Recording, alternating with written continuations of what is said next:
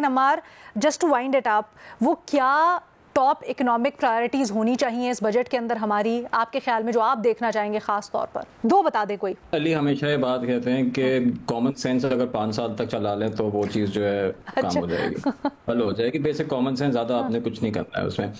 Savings rate की बात है कि सेविंग्स रेट कम क्यों है? सेविंग्स रेट कम इसलिए क्योंकि हम लोग फॉर्मली सेव ही नहीं करते हैं।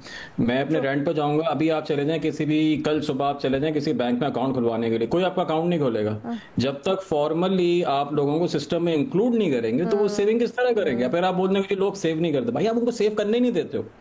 आप फिर अली ने जैसा ही रियल एस्टेट की बात करी, आपके पास अगर पैसे हैं अभी, लेट्स से के 10 मिलियन रुपए हैं, 1 करोड़ रुपए हैं, आप उससे या तो प्लॉट ले सकते हैं या कोई एक छोटी सी फैक्ट्री लगा लें। आप छोटी सी सन्नत लगाने के लिए कोई जाएंगे, उसमें आपको 39 से 40% टैक्स देना पड़ेगा, 10 और लोगों को पैसे देने पड़ेंगे। आप रिस्क भी ले रहे हैं, टैक्स भी दे रहे हैं, ठीक है, और लोग तंग भी कर रहे हैं आपको। उससे बेहतर ये है कि आप एक जमीन लेके पैसा डाल दें, जरूरत नहीं रिस्क लेने की। तो ये बेसिक बेसिक चीजें हैं और इसमें कोई साइंस नहीं है कि 190 दुनिया में मुल्क 190 में से मेरे ख्याल से 120 ये काम कर चुके हैं। कॉमन सेंस वाली चीजें जो ये हैं कि लोगों को फाइनेंशियली इंक्लूड करने का मतलब ये नहीं है कि उनको 10,000 रुपए का एक छोटा सा वॉलेट खोल दो। उसका मतलब ये है कि उनको आप सेविंग करने की इजाजत दो। उसका मतलब ये है कि इन्वेस्टमेंट रेवेन्यू खोलें। इंडस्ट्रियल बेस बढ़ाने का मतलब ये नहीं है कि टेक्सटाइल को जो है या जो भी परपेचुअल इन्फेंट जो है, हमने एक बच्चे पाल रखे हैं जो कि कभी बड़े नहीं होते, उनको हमेशा राहत देते रहें, बजाय इसके कि दूसरों को जो है आप अपॉर्चुनिटी दें या इंडस्ट्रियल ग्रोथ की अपॉर्चुनिटी दें। तो जब तक ये चीजें नहीं होंगी, we will be stuck in this rut. और वही वाली बात है कि हमने इंसेंटिवाइज किस चीज को किया हुआ है। इंसेंटिव होते हैं, people respond to incentives, everyone respond to incentives. जैसे मैंने आपसे बोला अभी कि आपके पैसे आप रियल एस्टेट में लगा देंगे, अभी भी आप रियल एस्टेट में लगा देंगे, टैक्स उस पर अभी भी कम है बजाय से किसी भी इंडस्ट्रियल अंडरटेकिंग का या किसी और चीज का। तो कोई और क्यों काम करेगा? अगर आप इंडस्ट्रियल अंडरटेकिंग और रिस्क टेकिंग को इंकरेज करेंगे, उसको इंसेंटिवाइज करेंगे, तो लोग उसमें भी काम करेंगे, आउटपुट भी जनरेट होगा, एम्प्लॉयमेंट भी जनरेट होगी। अभी ऐसा कुछ भी नहीं होगा बिकॉज आपने उस चीज को जो है बिल्कुल एक डिस्करेज किया। एक छोटी सी बात मैं और करूंगा, then we can end this. Agriculture produce होती है, इससे कंपैरेटिव या कंपैरेटिव एडवांटेज हमारा एग्रीकल्चर में है। सही। एग्री का आइटम एक प्रोड्यूस होता है, लेट्स से आलू कह लें आप उसको, पोटैटोस कह लें, या पोटैटो से पोटैटोस फ्राइज बन जाते हैं, चेरीज हो गई, कुछ भी हो गई। As long it's in raw form, original form, उस पर कोई टैक्स नहीं है। द मोमेंट मैं उसमें वैल्यू ऐड करूंगा, सडनली उसमें 18% टैक्स आ जाएगा। बिल्कुल सही। So you are actually discouraging any kind of value addition. Value addition को आपने बोला करना ही नहीं है। So when your policies are like this, basic common sense ही नहीं हुआ इन पॉलिसी में, तो you can not expect any kind of growth. अच्छा, एक और चीज़ that sort of sums up my next question as well, कि हमें हमेशा ये रहता है कि हम ग्रोथ जब ज़्यादा होती है और ग्रोथ की प्रोजेक्शंस को हम अच्छा बूस्ट करते हैं, जैसे आज हो रहा है, वो लोगों की वेलफेयर में क्यों नहीं रेसिप्रोकेट होती हैं? That sort of answers that as well. Sana, आपके क्या इस वक्त वो चीज़ें हैं जो समझती हैं कि आने वाले बजट के अंदर हुकूमत को खास तौर के ऊपर प्रायोरिटी पर रखनी चाहिए? हुकूमत दावा कर रही है कि नेक्स्ट ईयर जो होगा वो टर्न अराउंड ईयर होगा, आप भी इसको ऐसा ही देख रही हैं या मुख्तलिफ?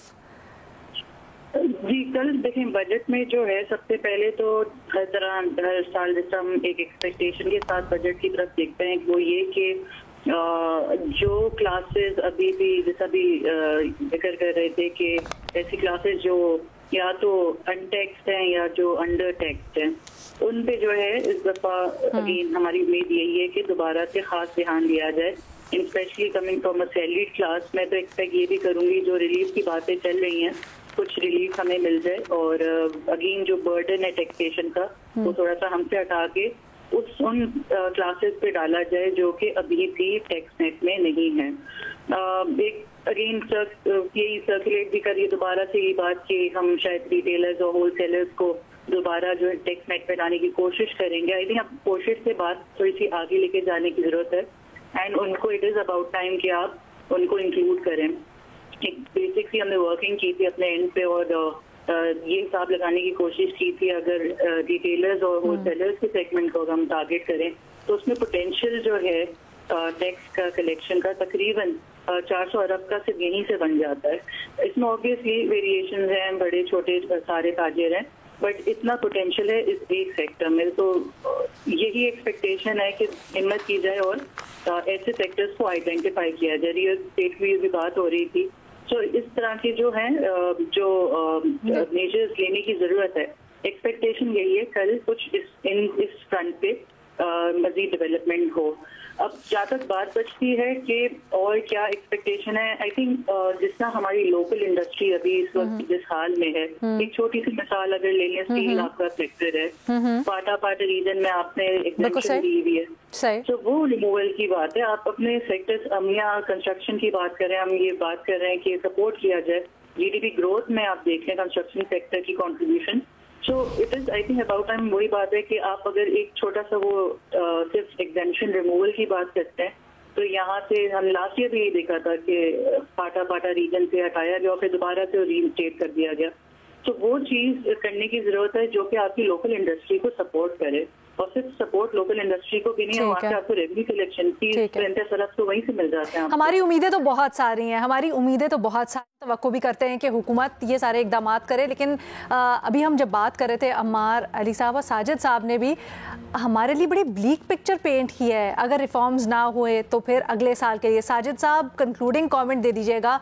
टर्न अराउंड ईयर हुकूमत कह रही है इसको, लेकिन आपने कहा कि आप ज़्यादा कुछ एक्सपेक्ट नहीं करें, बल्कि आप समझते हैं कि हमें मुश्किलात का सामना करना पड़ सकता है। फिर अम्मार ने ये कहा कि वो कुछ महंगाई में इजाफा भी फोर्सी कर रहे हैं। क्या समझते हैं कोई इस तरह की राह के ज़रा अवाम के साथ भी नरमी हो, ज़रा उनके ऊपर भी रिलीफ का हाथ हो, और इसके साथ साथ जो स्ट्रक्चरल रिफॉर्म्स करनी है ये भी हो, मुमकिन है अगले साल के लिए? सबसे पहले तो मेरा ख्याल है हमने ब्लीक पिक्चर नहीं पेश की, हमने एनालिसिस दिया है। तो सर आप हमें ये ना ब्लेम दीजिएगा कि हमने ब्लीक पिक्चर दी। सर अनफॉर्चुनेटली अगर एनालिसिस सिचुएशन का ब्लीक है तो हम उसको क्या कहें? You are absolutely justified in your position. दो चीजें मेरे ख्याल, आपको बड़ा अहम सवाल था कि मैं अगले साल एक क्या चीज होते हुए देखना चाहूंगा। मुझे लगता है कि 2022, 23 और 24, 25 तक स्टेबिलिटी के साल थे। अगला साल जो है वो ये रोजगार का साल होना चाहिए, और खासकर ये सैलरीड क्लास तक हम जो महदूद हो गए हैं, ये बहुत छोटा प्रोपोर्शन है पाकिस्तान की आबादी का। जो नॉन सैलरीड लोग हैं उनके लिए हमें जो रोजगार के मौके हैं, जो लाइवलीहुड्स हैं, वो किस हद तक हम पैदा कर पाते हैं, ये बड़ा अहम होगा देखना। नंबर 2, जो पॉलिसी जो कोहेजन है, जो पॉलिसी कंसिस्टेंसी है, आपकी trade policy, industrial policy, growth policy, energy policy, ये जुड़ी हो आपस में, ये कल देखना अहम होगा कि जो बजट है वो इन पॉलिसीज के अंदर कोहेजन कैसे क्रिएट कर पाता है। और लास्टली, जैसे मैंने पहले भी कहा था कि ये मुश्किल साल थे, मुझे लगता है कि 26 में गवर्नमेंट के पास वो मार्जिन है, एक स्टेबल ग्राउंड से। IMF के प्रोग्राम की बिल्कुल इब्तिदा है, ग्लोबल ऑयल प्राइसेस बहुत लो हैं, मतवक्को हैं, और तो पाकिस्तान के पास एक मार्जिन है कि अच्छी पॉलिसीज ला सके। और आई थिंक लास्टली के जो गवर्नमेंट है वो कहीं ना कहीं कमिटेड है। कल ये देखना होगा कि वो एक्शन में इसको ट्रांसलेट करती है या नहीं करती है। बहुत शुक्रिया आप सब हजरात का।